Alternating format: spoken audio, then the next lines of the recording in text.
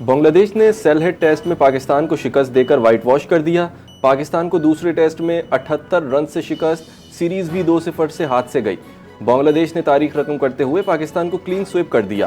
437 runs کے ہدف کے تعاقب میں پاکستان 359 رنز پر ڈھیر۔ ڈھاکہ کے بعد سیلہٹ میں بھی پاکستان کو شکست کا سامنا۔ بنگلہ دیشی ٹیم نے 2 ٹیسٹ میچز کی سیریز میں قومی ٹیم کو آؤٹ کلاس کر دیا۔ بیٹنگ اور بالنگ میں اچھی کارکردگی نہ دکھا سکے، بنگلہ دیش کے آخری کھلاڑی جلد آؤٹ نہ کر سکے۔ قومی کپتان شان مسعود نے کہا، ٹیسٹ کرکٹ میں غلطیوں کی گنجائش نہیں، ہم نے میچ جیتنے کی پوری کوشش کی مگر ناکام رہے۔ کپتان پاکستان ٹیم نے اعتراف کیا کہ پہلے 3 دن اچھی کارکردگی نہیں دکھا سکے، ٹیسٹ میچ میں 5 دن تک مسلسل کارکردگی ضروری ہے۔ چین کے صدر شی جن پنگ نے کہا کہ چین روس تعلقات کی بنیاد سیاسی اعتماد اور اسٹریٹجک تعاون ہے۔ بیجنگ میں چینی ہم منصب شی جن پنگ سے گفتگو کرتے ہوئے روس کے صدر نے کہا کہ روس اور چین کے تعلقات غیر معمولی سطح پر ہیں۔ روس اور چین عالمی استحکام میں اہم کردار ادا کر رہے ہیں۔ روس اور چین منصفانہ عالمی گورننس کے فروغ پر متفق۔ مشرق وسطیٰ بحران کے باوجود روس قابل اعتماد توانائی فراہم کنندہ ہے۔ امریکی سینٹ نے ایران کی ناکہ بندی ختم اور فوجی انخلا کی قرارداد منظور کر لی۔ امریکی سینٹ میں قرارداد 47 کے مقابلے 50 ووٹوں سے منظور ہوئی۔ قرارداد میں ایران سے امریکی فوج واپس بلانے کا مطالبہ کیا گیا۔ ووٹنگ اس بات کی علامت ہے کہ صدر ٹرمپ کی انتظامیہ ایران کے خلاف غیر مقبول جنگ سے نمٹنے میں ناکام ہو گئی ہے۔ ایران کی طاقت کا تسلسل آبادی میں اضافے سے وابستہ ہے۔ شرح پیدائش بڑھانے کے لیے مؤثر اقدامات کی ضرورت۔ ایرانی سپریم لیڈر مجتبیٰ خامنہئی نے بچے پیدا کرنے کے رجحان کو فروغ دینے کی کوششیں تیز کرنے کا مطالبہ کیا۔ آبادی میں اضافہ ایران کی اسٹریٹجک کامیابیوں کے لیے ضروری قرار۔ مضبوط آبادی نئی اسلامی ایرانی تہذیب کی بنیاد بن سکتی ہے۔ آبادی بڑھانے کی پالیسی مستقبل میں ایران کا بڑا کردار یقینی بنائے گی۔ ایران جنگ جلد ختم کریں گے، امریکی صدر ٹرمپ کا اعلان۔ وائٹ ہاؤس میں ایران سے متعلق ہنگامی قومی سلامتی اجلاس، ایران کو ایٹمی ہتھیار رکھنے نہیں دیں گے۔ ٹرمپ انتظامیہ نے ایران کے خلاف مختلف فوجی آپشنز پر غور کیا۔ امریکی صدر نے کہا، ایران کے حوالے سے مثبت پیش رفت ہوئی ہے، ایران کی نیوی، فضائیہ اور قیادت ختم کر دی گئی۔ دوبارہ جنگ ہوئی تو مزید امریکی طیارے تباہ کریں گے۔ ایران F-35 طیاروں کو نشانہ بنانے کی صلاحیت رکھتا ہے۔ ایرانی وزیر خارجہ عباس عراقچی نے کہا کہ جنگ دوبارہ چھڑی تو حیران کن نتائج سامنے آئیں گے۔ امریکی کانگریس نے طیاروں کے نقصان کا اعتراف کیا۔ ایران نے جنگی تجربات سے اہم سبق سیکھے ہیں۔ اربوں ڈالر مالیت کے امریکی طیارے تباہ یا متاثر ہوئے۔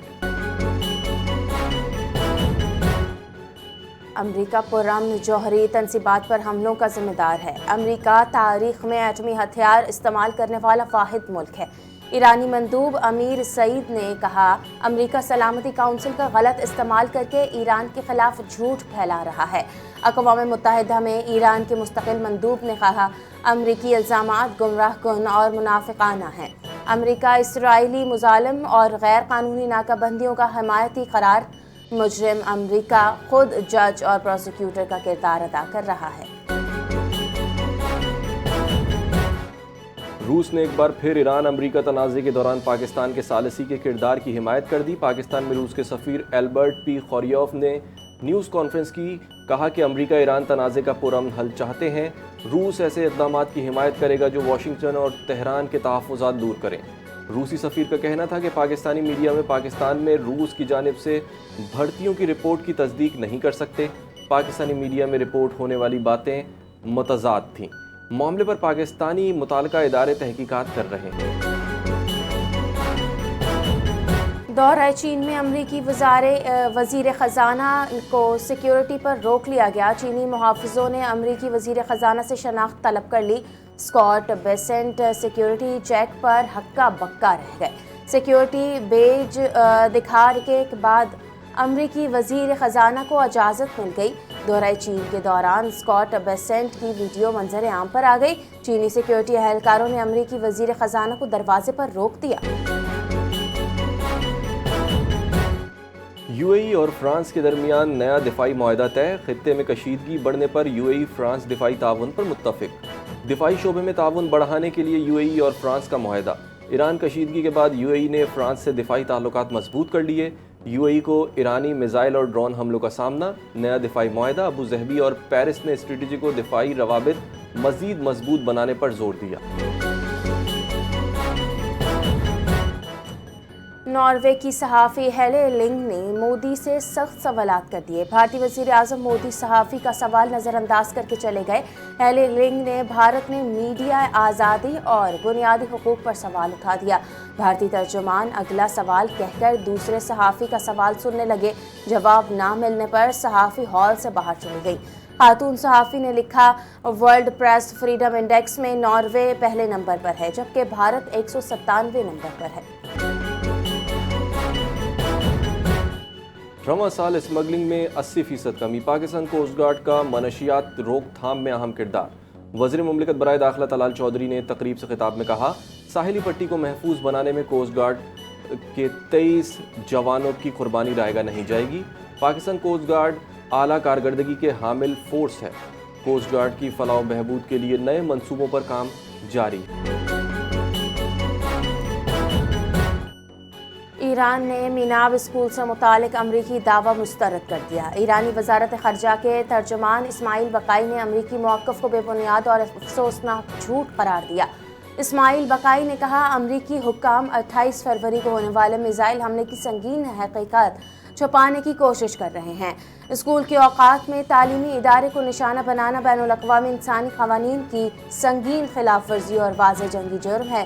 امریکی سینٹرل کمانڈ کے سربراہ ایڈمرل بریڈ کوپر نے کانگریس کی نگرانی کمیٹی کو بتایا کہ متعلقہ اسکول پاسداران انقلاب کے ایک فعال کروز میزائل بیس کے اندر واقع تھا۔ اسی وجہ سے تحقیقات پیچیدہ ہیں۔ وزیر اعظم شہباز شریف کا Quetta command and staff college کا دورہ۔ وزیر اعظم کا قومی خود مختاری کے تحفظ اور امن و استحکام کے لیے مسلح افواج کی قربانیوں کو خراج تحسین۔ بھارت کی بلا اشتعال جہریت کے خلاف پاکستان کا ذمہ دارانہ رویہ عالمی سطح پر تسلیم کیا گیا۔ وزیر اعظم کا جوانوں سے خطاب، کہا کہ ملکی خود مختاری اور علاقائی سالمیت کا ہر قیمت پر دفاع کرنے کا عزم برقرار ہے۔ مارکہ حق میں فیلڈ مارشل عاصم ملک کی قیادت میں مسلح افواج کی تاریخی فتح پر۔ شمالی وزیرستان کے علاقہ شیواہ میں سیکیورٹی فورسز نے آپریشن کے دوران متعدد دہشت گردوں کو ہلاک کر دیا۔ 17 مئی سے جاری سرچ اینڈ سینیٹائزیشن آپریشن میں 22 خوارج ہلاک کر دیے گئے۔ شدید فائرنگ کے تبادلے میں دہشت گردوں کے ٹھکانوں کو مؤثر انداز میں نشانہ بنایا گیا۔ ISPR کی تصدیق، کہا ہلاک دہشت گردوں سے اسلحہ اور گولہ بارود بھی برآمد کر لیا گیا۔ خوارج مقامی آبادی کو انسانی ڈھال کے طور پر استعمال کرتے رہے۔ علاقے کا محاصرہ مکمل، کلیئرنس اور سینیٹائزیشن آپریشن جاری ہے۔ صدر مملکت، وزیر اعظم اور وزیر داخلہ کا باعث فتنہ الخوارج دہشت گردوں کو ہلاک کرنے پر سیکیورٹی فورسز کو خراج تحسین۔ صدر آصف علی زرداری نے مؤثر کارروائی پر سیکیورٹی فورسز کی پیشہ ورانہ صلاحیتوں کو سراہا، کہا کہ مقامی آبادی کو انسانی ڈھال کے طور پر استعمال کرنا فتنہ الخوارج کی انسان دشمنی کا ثبوت ہے۔ وزیر اعظم کی فتنہ الخوارج کے باعث دہشت گردوں کو ہلاک کرنے پر فورسز کی پذیرائی، بولے کہ سیکیورٹی فورسز دہشت گردی کے خلاف جنگ میں بھرپور کامیابیاں حاصل کر رہی ہے۔ وزیر داخلہ محسن نقوی کی دہشت گردوں کے خلاف کامیاب آپریشن پر سیکیورٹی فورسز کی ستائش۔ وزیر داخلہ نے باعث دہشت گردوں کو ہلاک کرنے پر سیکیورٹی فورسز کی پیشہ ورانہ صلاحیتوں کو سراہا۔ بلوچستان سے اندرون ملک ٹرین سروس 2 روز بعد بحال کر دی گئی۔ محکمہ ریلوے نے 18 اور 19 مئی کو ٹرین سروس معطل کی تھی۔ کوئٹہ سے پشاور جانے والی جعفر ایکسپریس 2 روز منسوخ رہی۔ پشاور سے کوئٹہ آنے والی جعفر ایکسپریس جیکب آباد تک محدود رہی۔ جعفر ایکسپریس آج اپنے مقررہ وقت پر کوئٹہ سے پشاور کے لیے روانہ ہوگی۔ پشاور سے آنے والی جعفر ایکسپریس بھی بدھ کی سحر کوئٹہ پہنچے گی۔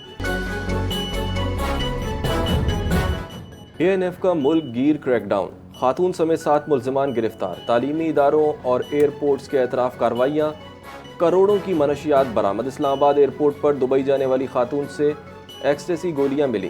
پشاور، لاہور اور تربت میں ANF کی بڑی کارروائیاں، سعودی عرب اور برطانیہ جانے والے پارسل سے آئس اور ہیروئن پکڑی گئی۔ ملک بھر میں منشیات اسمگلنگ کے خلاف کریک ڈاؤن، مقدمات درج کر لیے گئے۔ اور جمہوریہ کانگو میں ایبولا وائرس سے ہلاکتیں 131 ہو گئیں۔ کانگو میں ایبولا تیزی سے پھیلنے لگا، مزید 26 اموات رپورٹ۔ WHO نے ایبولا کے پھیلاؤ پر عالمی ایمرجنسی نافذ کر دی۔